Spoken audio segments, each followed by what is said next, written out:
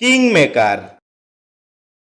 এ শব্দটি বাক্যে নাউন হিসেবে ব্যবহৃত হয়, যার অর্থ হচ্ছে রাজাকে যিনি অধিষ্ঠিত করেন।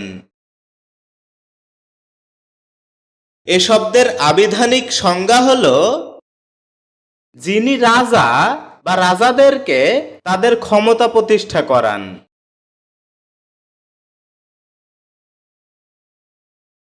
এ শব্দের এক্সাম্পল হিসেবে আমরা বলতে পারি রহিম ইজ এ কিং মেকার।